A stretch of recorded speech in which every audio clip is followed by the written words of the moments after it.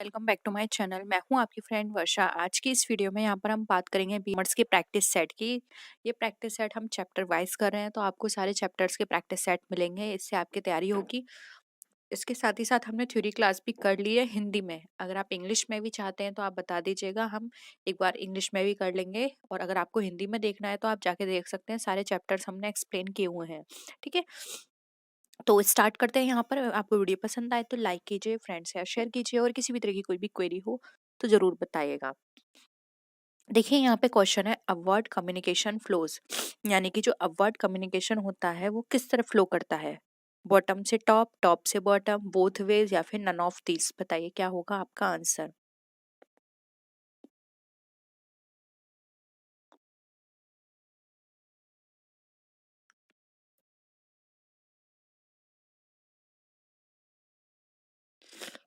Upward communication कहाँ होता है? बॉटम से टॉप, यानी कि अपवर्ड मतलब इस तरह से चल रहा है, बॉटम से लेके टॉप तक चलेगा, इसको अपवर्ड बोलते हैं। और डाउनवर्ड होता है टॉप से लेके बॉटम तक। ठीक है, तो ऑप्शन सी यहाँ पे राइट है। आई होप ये क्वेश्चन आपको क्लियर है, बहुत सिंपल था ये क्वेश्चन।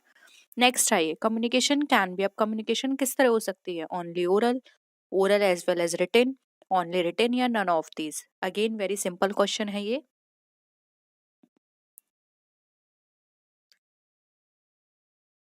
क्या होगा इसका आंसर? देखिए, यहाँ पर इसका आंसर हो जाएगा B, oral as well as written. Communication हम या तो ओरली भी कर सकते हैं और रिटन भी कर सकते हैं, दोनों ही हमारे ये टाइप हो जाएंगे कम्युनिकेशन के। ठीक है, नेक्स्ट क्वेश्चन देखिए, लाइन ऑर्गेनाइजेशन जो है उसको हम और किस नाम से जानते हैं? फॉर्मल ऑर्गेनाइजेशन, इनफॉर्मल, फंक्शनल, या फिर मिलिट्री ऑर्गेनाइजेशन। बताइए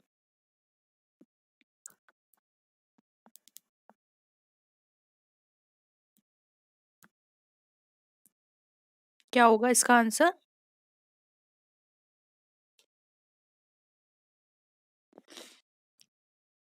देखिए, लाइन ऑर्गेनाइजेशन की बात करें तो यहाँ पर इसका आंसर हो जाएगा डी। इसको हम मिलिट्री ऑर्गेनाइजेशन में बोलते हैं, क्योंकि इसमें एक लाइन के अकॉर्डिंग काम किया जाता है लाइन ऑर्गेनाइजेशन में, इसलिए इसको मिलिट्री ऑर्गेनाइजेशन के नाम से भी जाना जाता है। ठीक है, नेक्स्ट क्वेश्चन पर आइए।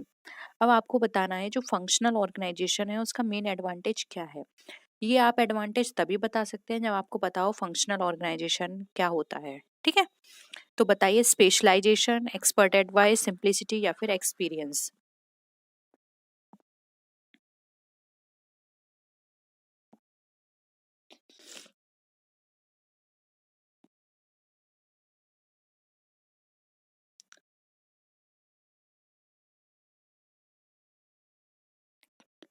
देखिए, पहले हम बात करते हैं फंक्शनल ऑर्गेनाइजेशन की। तो फंक्शनल ऑर्गेनाइजेशन में क्या होता है? फंक्शंस के अकॉर्डिंग ऑर्गेनाइजेशन सेपरेट बना दिए जाते हैं, कि यहाँ पर ये वाला फंक्शन होगा, यहाँ प्रोडक्शन फंक्शन होगा, यहाँ सेलिंग होगा।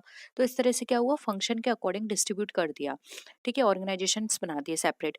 तो यहाँ यानी कि आपने फंक्शंस के अकॉर्डिंग बनाया है, तो ये क्या हो गया? ये स्पेशलाइजेशन हो गया। ठीक है, तो यहाँ पर आंसर क्या हो जाएगा? ए। क्लियर है क्वेश्चन? नेक्स्ट देखिए, लाइन और स्टाफ का आपको यहाँ पे एडवांटेज बताना है। अभी आपने लाइन का एक नाम पढ़ा था जिसको हम मिलिट्री ऑर्गेनाइजेशन में बोलते हैं। अब आप बताइए इसका एडवांटेज क्या होगा, लाइन एंड स्टाफ दोनों का। Simplicity, specialisation, availability of experts advice, या फिर स्पीडी डिसीजन मेकिंग।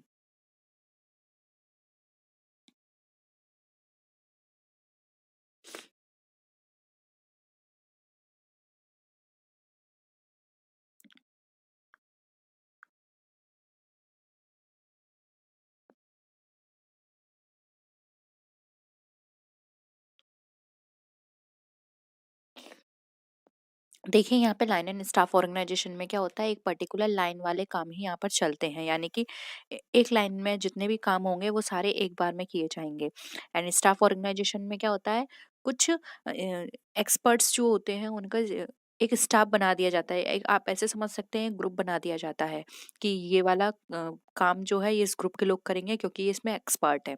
तो इसमें क्या हो जाता है, आपको एक्सपर्ट एडवाइस की अवेलेबिलिटी मिल जाती है, इसलिए ऑप्शन सी करेक्ट हो जाएगा। ठीक है, नेक्स्ट क्वेश्चन पर आइए। Coordination function of management aims at. अब कोऑर्डिनेशन फंक्शन की यहाँ पर हम बात करें तो इसका एम क्या होता है? Providing sufficient personnel, bringing harmony in various activities, taking up corrective courses of actions, या फिर नन ऑफ द अबव। क्या होगा इसका आंसर?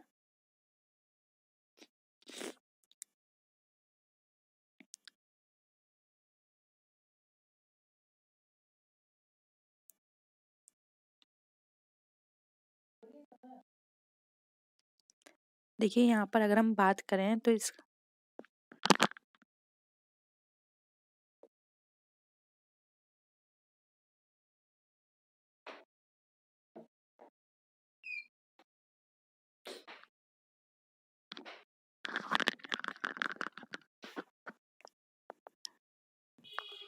देखिए यहाँ पर अगर हम बात करें तो इसका जो राइट आंसर होगा कोऑर्डिनेशन फंक्शन।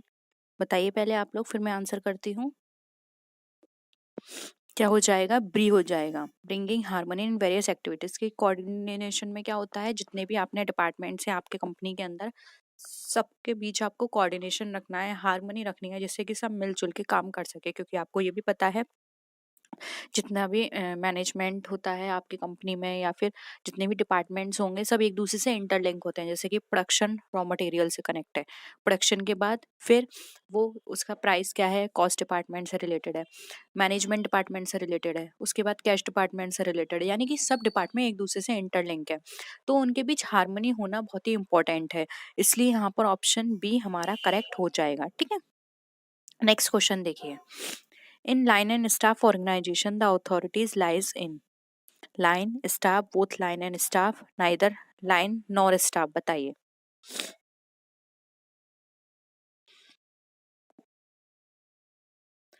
क्या होगा इसका answer. Line and staff organisation में जो अथॉरिटी होती है,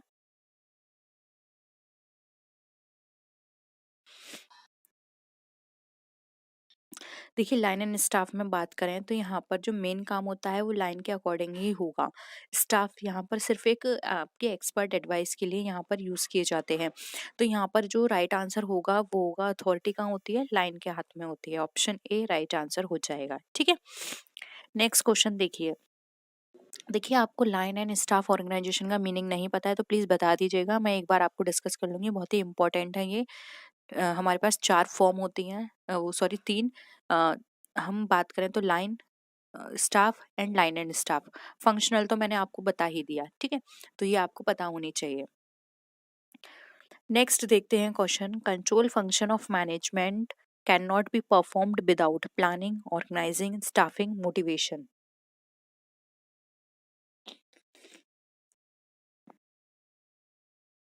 बताइए।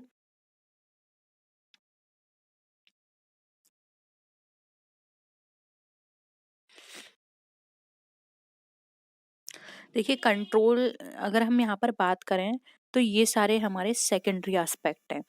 कंट्रोल का मेन एस्पेक्ट क्या है, प्लानिंग। क्योंकि आप किसी भी चीज को कंट्रोल करोगे तो आप पहले प्लान बनाओगे कि हाँ, सबसे पहले मुझे स्टैंडर्ड चेक करने हैं, मैंने क्या स्टैंडर्ड बनाए थे।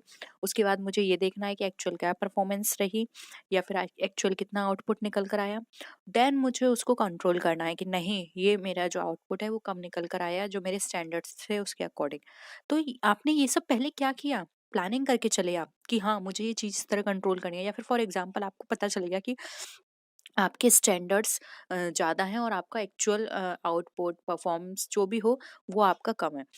तब आप क्या प्लानिंग करोगे कि मैं इसको ऐसा करती हूँ, इसका जो कंट्रोल है इस तरह से करना है मुझे कि डेली मैं चेक करूँगी, या फिर हर वीक मुझे चेक करना है कि क्या काम किस तरह से हो रहा है, या फिर मुझे ये देखना है मशीन कितने घंटे चल रही है, या फिर वर्कर्स कितने घंटे काम कर रहे हैं, वर्कर्स कितना रेस्ट ले रहे हैं। तो ये सारी चीज़ें आप कंट्रोल करने के लिए क्या कर रहे हो, पहले से प्लानिंग करके चल रहे हो। इसलिए यहाँ पर ऑप्शन ए आपका प्लानिंग राइट आंसर हो जाएगा।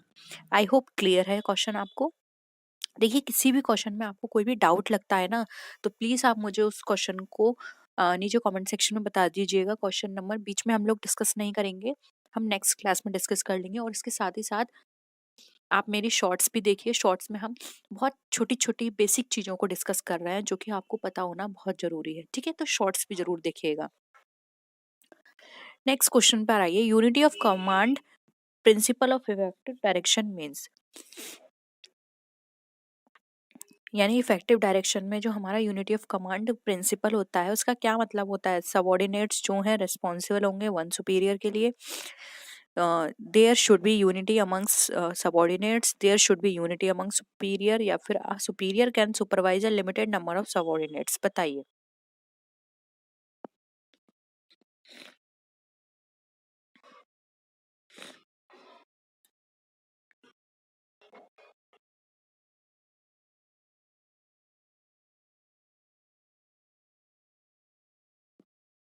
बताइए क्या होगा आंसर।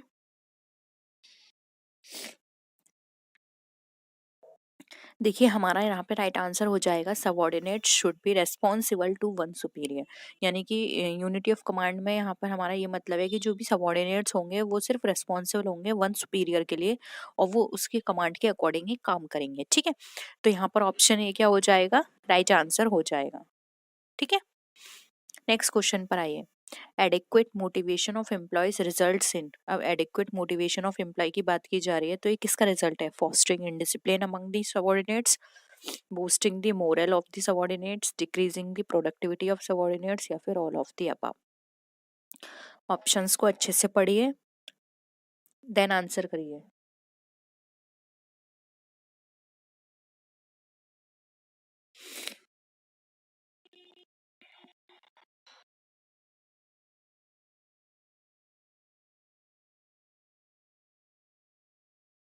देखिए अगर आप एडिक्वेट मोटिवेशन की बात करते हैं, प्रॉपर मोटिवेशन की बात करते हैं, तो इससे पॉजिटिव ही आपकी ये रिजल्ट निकल कर आएंगे, नेगेटिव तो बिल्कुल नहीं निकलेंगे। और अगर नेगेटिव निकलेंगे तो लोग मोटिवेशन की बात ही क्यों करते हैं? मोटिवेशन की बात की जाती है कुछ पॉजिटिव रिजल्ट हम अज्यूम करके चलते हैं कि ये हमें अचीव होंगे। ठीक है, तो देखिए यहाँ पर बात की जा रही है fostering indiscipline among the subordinates. Indiscipline fostering की बात की जा रही है, ये तो बिल्कुल नेगेटिव हो गया। ठीक है, और यहाँ पर बात की जा रही है boosting the moral of the subordinates, ये हमें पॉजिटिव लग रहा है। एंड थर्ड भी पढ़ लेते हैं, डिक्रीजिंग द प्रोडक्टिविटी। अब हम अगर डिक्रीज होगा हमारा प्रोडक्टिविटी तो हम मोटिवेशन की बात ही क्यों करेंगे? ठीक है, कोई भी कंपनी नहीं चाहेगी कि उसके जो प्रोडक्टिविटी है वो डिक्रीज हो। ये भी कट गया, ये भी कट गया। ऑप्शन भी यहाँ पे सिंपल है, राइट आंसर हो जाएगा। ओके, नेक्स्ट क्वेश्चन देखिए।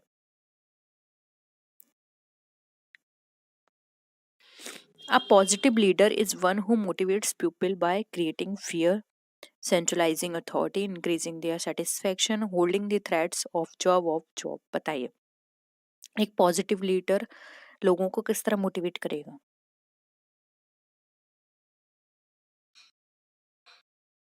याद रखिएगा पॉजिटिव लीडर की बात की जा रही है।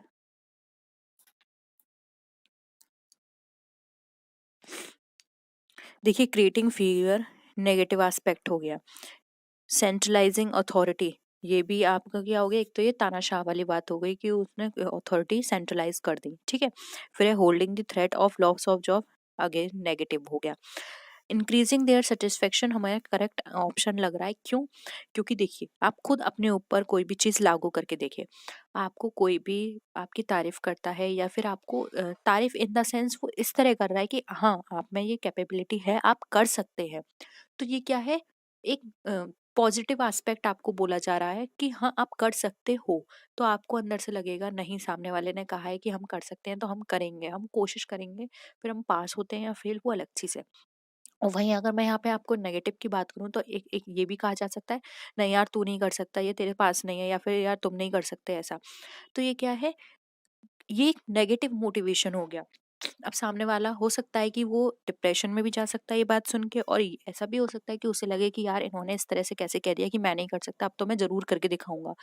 तो ये क्या हो गया, एक नेगेटिव एस्पेक्ट हो गया। आप नेगेटिव चीजों को बोल के उसको मोटिवेट कर रहे हो। ठीक है, और यहाँ पर पूछा गया है पॉजिटिव लीडर है, तो यानी पॉजिटिव बात करेगा तो आप उसको सेटिस्फाई कर सकते हो। ठीक है, उसका सेटिस्फेक्शन लेवल बढ़ा सकते हो। सेटिस्फेक्शन लेवल आप कैसे बढ़ाओगे? आपने कोई भी काम करवा रहे हो उसके लिए साथ ही आपने उसको फैसिलिटीज दे दी, आपने थोड़ा सा उसका रेम्युनरेशन इंक्रीज करवा दिया, तो इससे क्या होगा, उसको लगेगा कि आज मैंने थोड़ा अच्छा काम किया था तो मेरा रेम्युनरेशन बढ़ा, अब मैं और अच्छा काम करूंगा तो मेरा हो सकता है फ्यूचर में और बढ़े। ठीक है, या फिर आपने क्या करा, कुछ और उसको पर्क्स प्रोवाइड करा दिए, तो इससे क्या होगा, आपने उसका सेटिस्फेक्शन लेवल जो है वो थोड़ा बढ़ा दिया, जिससे कि आगे जाके वो और भी चीजों को करने के लिए मोटिवेट हो। ठीक है, तो ये भी क्लियर है क्वेश्चन आपको। नेक्स्ट देखिए, स्पैन ऑफ मैनेजमेंट मीन्स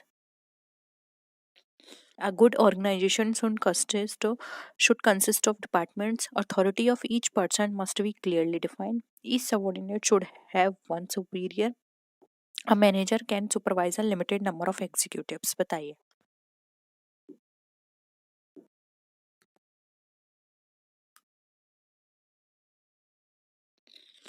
क्या लगता है आपको आंसर?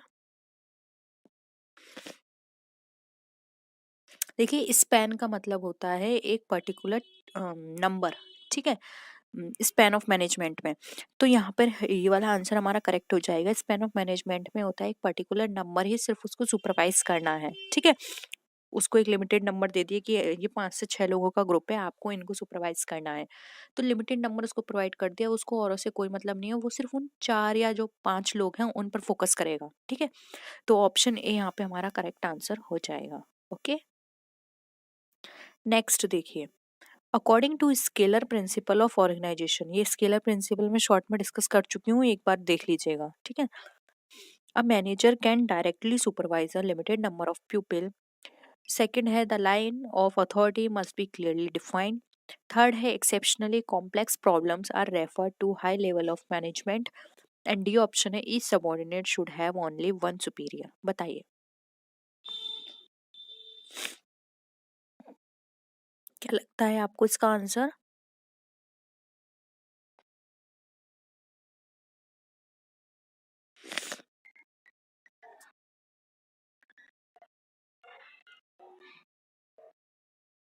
देखिए, ये तो बिल्कुल नहीं होगा, वो सिर्फ लिमिटेड नंबर को बात करा, अभी अभी मैंने ये आपसे बात करी थी, ठीक है? Line of authority must be clearly defined, नहीं ये भी सही नहीं है। Each subordinate should have only one superior, ये भी सही नहीं है।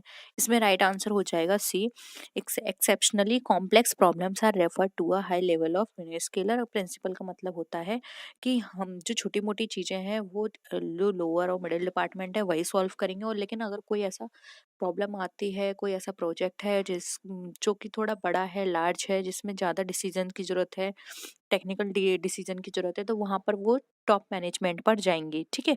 जो हायर लेवल ऑफ मैनेजमेंट है वहाँ उसको रेफर किए जाएंगे। तो ऑप्शन हमारा सी यहाँ पे राइट आंसर हो जाएगा। क्लियर है सबको? नेक्स्ट देखिए, a plan when expressed in quantitative terms is known as, यानी कि एक ऐसा प्लान जो कि क्वांटिटेटिव टर्म्स में एक्सप्रेस किया गया है, क्या कहलाएगा? पॉलिसी, प्रोसीजर, ऑब्जेक्टिव या बजट?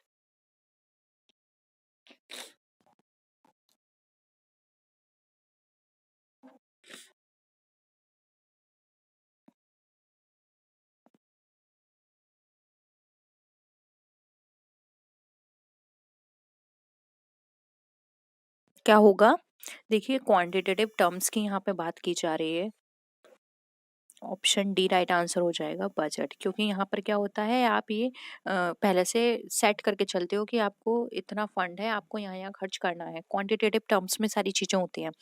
पॉलिसी की यहाँ बात करें तो पॉलिसी एक तरह से रूल्स होते हैं, इसके अंदर रूल्स बनाए जाते हैं कि ये चीजें हमें इस तरह से करनी है या करवानी है। प्रोसीजर होते हैं, मेथड्स, कि कोई भी चीज हमें किस किस कौन कौन से स्टेप्स फॉलो करके करनी है, ठीक है? इसमें एक अगर हम बात करें तो एक सीरियल वाइज सारी कंडीशंस दी होती हैं जो कि हमारे प्रोसीजर्स का पार्ट होती हैं। ऑब्जेक्टिव की बात करें तो ऑब्जेक्टिव होते हैं किसी भी काम को करने का पर्पस क्या है। आप कोई भी काम कर रहे हो या करने वाले हो तो आप क्यों कर रहे हो, किस चीज को अचीव करने के लिए कर रहे हो, वो हमारे ऑब्जेक्टिव्स कहलाते हैं, ठीक है? तो ऑप्शन डी यहाँ पे हमारा बजट करेक्ट है। नेक्स्ट देखिए, policy making is an important part of the process of planning और कोऑर्डिनेशन, ऑर्गेनाइजिंग और मोटिवेटिंग। बताइए,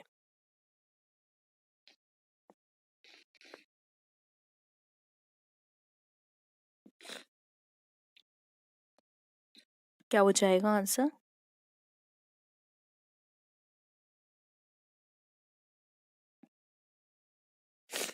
पॉलिसी मेकिंग किसका इम्पोर्टेंट पार्ट है? प्लानिंग का। अगेन, पॉलिसी आप क्यों सारी चीजें आप पहले से क्यों सोच के चलेंगे कि पहले आप देखेंगे क्या हमारे पास है, यानी कि रिसोर्सेज, क्या चीज़ आपको रिसीव अचीव करनी है, किस तरह करनी है, ये सब प्लानिंग का पार्ट है, ठीक है? ऑप्शन ए करेक्ट है। नेक्स्ट है, planning function of management is performed by. Planning function जो होता है किसके द्वारा परफॉर्म किया जाता है? टॉप, लोअर, मिडिल या फिर ऑल ऑफ दिस?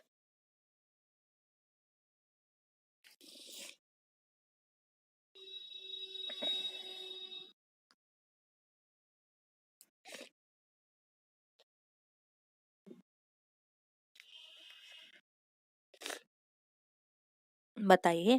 देखिए, यहाँ पर प्लानिंग की बात की जा रही है तो आपको पता होना चाहिए प्लानिंग एक ऐसी चीज है जो किसी लेवल के लिए जरूरी नहीं है, जो किसी पर्टिकुलर किसी लेवल ऑर्गेनाइजेशन या डिपार्टमेंट के लिए नहीं बनाया गया है। प्लानिंग हर जगह काम आता है, फिर वो कंपनी का कोई लेवल हो, कोई डिपार्टमेंट हो, या फिर आपका इवन घर या आप खुद क्यों ना हो।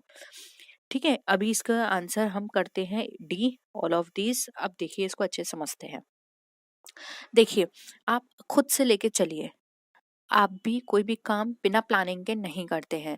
जैसे कि आपको इस एग्ज़ाम की तैयारी करनी है तो आपने प्लानिंग करके चली कि हाँ, इतने घंटे मुझे पढ़ना है, या फिर इतने दिन में मुझे कोर्स कंप्लीट करना है, उसके बाद मुझे प्रैक्टिस सेट लगाने हैं, उसके बाद मुझे प्रीवियस पेपर लगाने हैं, और फिर उसके बाद मुझे एग्ज़ाम देना है। या फिर इसके अलावा आप और भी चीज़ें होती हैं, घर की भी घर की बात करें तो आपका जो डेली टाइम टेबल होता है वो भी एक प्लानिंग का ही पार्ट है। आपने सोचा नहीं, मैं रात में नहीं पढ़ सकता, मुझे सुबह 4 बजे या 3 बजे उठ के पढ़ना है। कुछ बच्चे होते हैं वो ये सोच के चलते हैं, नहीं सुबह नहीं उठा जाएगा, मुझे रात में 2 बजे तक या 1 बजे तक पढ़ना है। तो ये भी क्या है, ये प्लानिंग का ही पार्ट है। तो प्लानिंग हर जगह काम आती है। टॉप मैनेजमेंट हो, लोअर लेवल मैनेजमेंट हो, या फिर मिडिल हो, इनकी प्लानिंग करने का तरीका अलग होगा। अलग अलग चीजों के लिए ये प्लान करेंगे, लेकिन प्लानिंग सबके लिए होती है और सबके द्वारा की जाती है। ओके, तो यहाँ पे क्लियर है आपको। नेक्स्ट क्वेश्चन पर आइए। मैनेजमेंट है, बहुत ही सिंपल क्वेश्चन है, इसको डिस्कस नहीं करेंगे, बहुत बार मैं ये क्वेश्चन आपको डिस्कस कर चुकी हूँ। मैनेजमेंट हमारा आर्ट और साइंस दोनों है। आर्ट यानी कि सब हर कोई पर्सन हर चीज को मैनेज अपने तरीके से करता है, यानी कि एक आर्ट है, करने का तरीका सबका मैनेज करने का तरीका अलग होता है। साइंस की बात करें तो कुछ यहाँ पे कॉज एंड इफेक्ट होती हैं चीजें, कि ये हमें इस तरह करना है, अगर हम इस तरह करेंगे तो रिजल्ट ये निकल कर आएगा।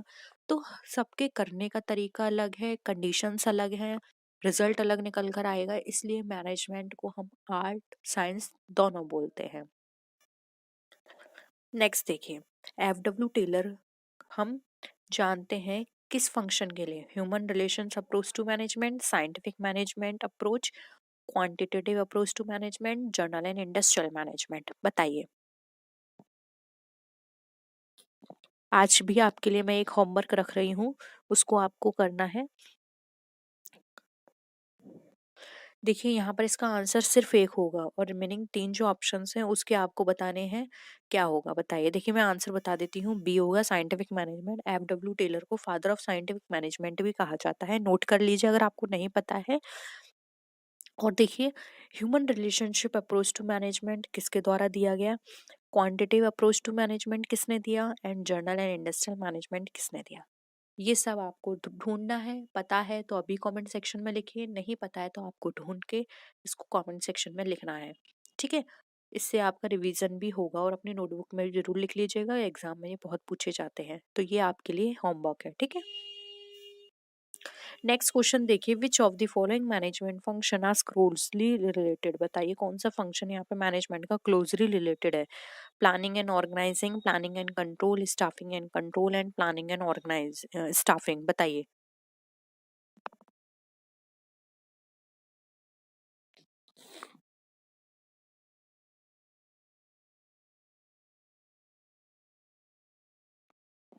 देखिए, क्लोजली रिलेटेड की बात करें तो प्लानिंग के साथ ऑर्गेनाइजिंग इतना इम्पोर्टेंट नहीं है, ना ही स्टाफिंग एंड कंट्रोलिंग, ना ही प्लानिंग एंड स्टाफिंग। आंसर होगा बी। क्यों, प्लानिंग में भी आप क्या चीज लेके चलते हो कि पहले मैंने इस तरह प्लान की थी, उसका रिजल्ट ये निकला, अब मुझे प्लानिंग में थोड़े चेंजेस करने हैं जिससे मुझे ये रिजल्ट मिलेगा। तो यानी क्या किया, प्लानिंग के साथ साथ आपने चीजों को कंट्रोल भी कर लिया।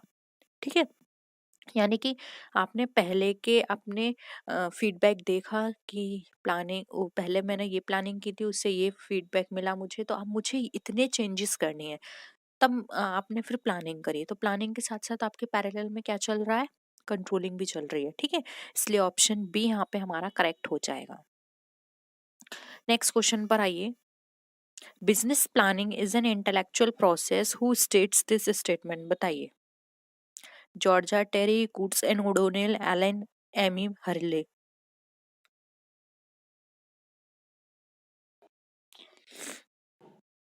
बताइए क्या होगा आंसर।